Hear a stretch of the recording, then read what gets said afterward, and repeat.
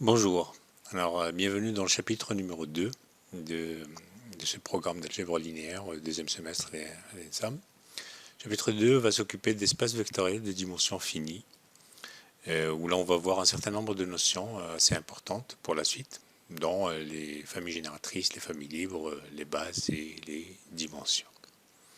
Bien, donc on va commencer tout de suite par donc une première partie qui est donc la suivante. Donc on va voir cette notion de sous-espace vectoriel qui est engendré par une famille, puis après on passera à la notion de sous-espace vectoriel engendré par un ensemble. Alors on commence par la première définition. Donc la première définition nous dit que qu'est-ce que c'est qu'une combinaison linéaire d'une famille finie de vecteurs. Donc étant donné donc, un espace vectoriel, un K espace vectoriel, UI y compris entre 1 et n, une famille finie de n vecteurs, de E. On appelle donc une combinaison linéaire de la famille UI un vecteur V qui va s'écrire sous la forme donc V, il va s'écrire sous la forme somme de I égale 1 jusqu'à n lambda I UI, avec les lambda I sont dans K. Bien, donc ça c'est une combinaison linéaire de la famille de vecteurs UI. Eh bien, maintenant on peut généraliser définition 2.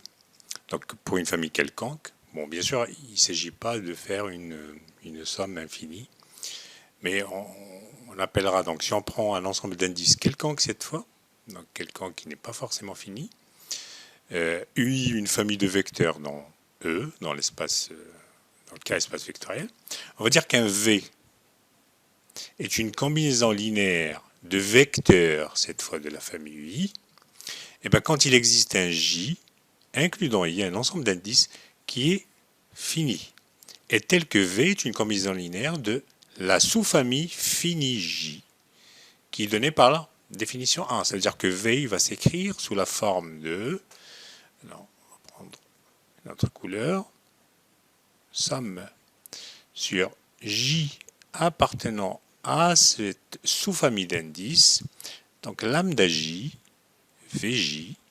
Bien entendu, cette sommation-là, elle est finie. Donc, la sommation ici, donc la somme sur les J appartenant à grand J, est finie. Donc, en fait, voilà, donc ça généralise un peu la définition qui est là. Alors, généralement, on va travailler surtout avec, comme on est en train de parler d'espace vecteur et de dimension finie, comme vous allez le découvrir juste après, on va surtout manipuler donc la première définition, sauf si besoin est. Bien, maintenant donc on va passer à la question fondamentale donc de cette partie-là. Donc étant donné donc un vecteur U qui est dans E, donc je commence par motiver donc ce qui va suivre par une question. Donc étant donné un vecteur U dans un espace vectoriel, quel est le plus petit sous-espace vectoriel de E qui contient U? Donc ici c'est l'abréviation de plus petit. Alors plus petit au sens de quoi? Au sens des ensembles, au sens donc de l'inclusion des ensembles. Un ensemble est plus petit qu'un autre s'il est inclus dedans. Donc bien entendu ce n'est pas une relation d'ordre total. Soit. Alors avant d'avancer un peu dans les définitions, donc on essaie de répondre à cette question. Donc bon, allons-y donc un peu plus en détail. Donc si U, donc disons que j'ai un U qui appartient à E, et puis j'ai donc un sous-espace vectoriel qui contient U. Donc soit F, un sous-espace vectoriel qui contient donc U. Bien entendu, donc il en existe toujours un, au moins E est un sous-espace vectoriel de lui-même qui contient bien sûr E. Mais on veut répondre à la question de le plus petit, c'est pas n'importe quel espace vectoriel qui contient U. Donc, soit F un sous-espace vectoriel qui contient U, alors forcément s'il contient U, il doit contenir quoi? Il doit contenir alors, donc 1 fois U, 0 fois U qui est 0, et ainsi de suite, lambda fois U, quel que soit lambda, appartenant à K, doivent appartenir à F. Bien, donc F, forcément, donc si F est un sous-espace vectoriel qui contient U, alors forcément, qu'est-ce qu'on a? Donc implication, si vous voulez. On a quoi? On a forcément F contient l'ensemble des lambda lambda appartenant à K. Alors notons cet espace-là, notons cet ensemble-là par F indice U. Bien. Alors, n'importe quel sous-espace vectoriel qui contient U, forcément il contient cet ensemble-là. Mais remarquons quelque chose d'autre, cette fois, c'est que cet ensemble FU lui-même, ainsi défini, or, il est clair que FU muni de plus et de multiplié est un sous-espace vectoriel de E. Bon, en effet, c'est facile. Donc, le 0, il appartient bien à FU, car 0, il s'écrit bien comme 0 fois U. Or, le FU, c'est l'ensemble de tous les vecteurs qui s'écrivent sous la forme lambda fois U. Donc, il appartient bien à FU.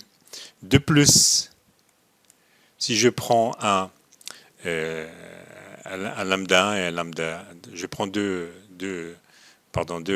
vecteurs là-dedans, soit donc, on va dire, pour changer un peu, donc soit V et W appartenant à FU, d'accord? Soit, donc on va dire gamma 1 et gamma 2 appartenant à K. Qu'est-ce qu'on doit vérifier? Est-ce que lambda V plus, gamma 1 V plus gamma 2 W, est-ce qu'il appartient aussi à FU? Or, V appartient à FU. Ça implique quoi? Par définition de FU, il existe donc un lambda 1 appartenant à K, tel que V, il s'écrit comme lambda 1 fois U. De même, W, il appartient bien à FU aussi. Donc, il existe un lambda 2 qui appartient à K, tel que W, il s'écrit comme lambda 2 fois U. D'accord? Cette fois-ci, donc, je reviens ici. Ce qui implique que gamma 1 V plus gamma 2 W, on peut l'écrire comment? On peut l'écrire comme étant gamma 1 fois lambda 1 U plus gamma 2 fois lambda 2. Donc je vais les écrire comme ça. Donc gamma 1 fois lambda 1 plus gamma 2 fois lambda 2. Je vais prendre une autre couleur pour qu'on puisse bien voir fois U. Or, ça, c'est un scalaire qui appartient à K. Et ça, c'est U. Et donc, cette quantité-là appartient bien à quoi? Elle appartient bien à notre ensemble FU. Et donc, ça, c'est gagné. Ça veut dire que en fait, c'est un sous-espace vectoriel.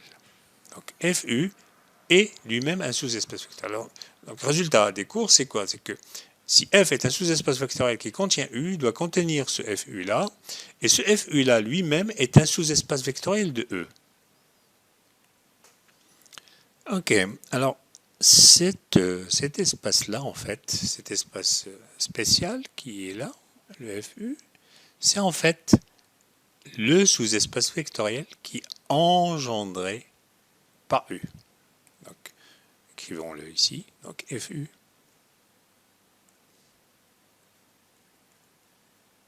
qui est égal à l'ensemble des lambda fois U, lambda appartenant à K. On peut l'écrire aussi comme étant K singleton U, c'est-à-dire c'est l'ensemble des lambda fois U.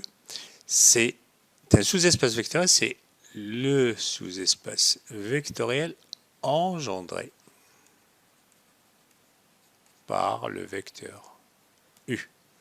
Et on a envie maintenant de généraliser cette notion-là à n'importe quelle famille de vecteurs et à n'importe quelle partie pour répondre justement à la question qui était là. Est-ce qu'il y a un plus petit sous-espace vectoriel qui contient U et quel est ce plus petit sous-espace vectoriel engendré, qui contient U.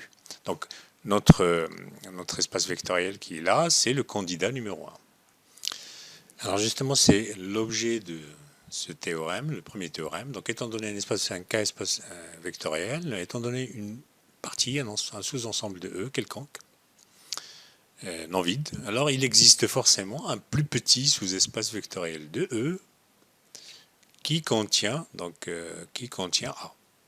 Donc on le note, donc ça c'est la notation, on va le noter vect de A. Alors faisons la preuve de ce théorème qui est très facile en fait. Alors A étant inclus dans E, bon, il existe bien entendu un sous-espace vectoriel qui contient A, c'est E lui-même. On peut dire que donc E est bien un sous-espace vectoriel qui contient donc A. Alors considérons quoi? Donc on va considérer soit alors ce candidat qu'on est en train de chercher, donc on va l'appeler F, indice A. Alors qu'est-ce qu'on va prendre comme on est en train de chercher le plus petit sous-espace vectoriel au sens de l'inclusion, donc encore une fois, hein, le plus petit c'est au sens de l'inclusion.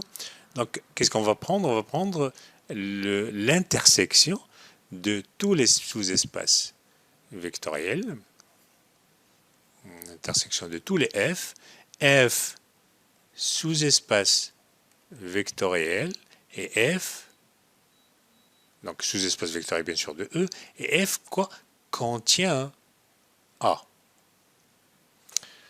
Bien. Alors, chacun de ces F-là, c'est un sous-espace vectoriel. L'intersection de sous-espaces vectoriels est un sous-espace vectoriel. Et donc, alors, FA est bien un sous-espace vectoriel. Et bien sûr, A est inclus dans FA. Ok? Donc, FA est un sous-espace vectoriel et A est inclus dans FA. Donc, c'est notre candidat montrant que c'est le plus petit. Alors, montrant que c'est le plus petit et le plus petit sous-espace vectoriel qui contient A. Alors, soit on va l'appeler un G, un sous-espace vectoriel de E, tel que G contient A. Alors, qu'est-ce qu'il faut montrer? Il faut montrer bien sûr que, montrant que forcément G, donc FA est plus petit, donc montrant que G donc va contenir FA. Donc FA est forcément inclus dans G. Alors allons-y. G est un sous-espace vectoriel, c'est facile donc. Or, G est un sous-espace vectoriel qui contient A, donc G bien inclus dans,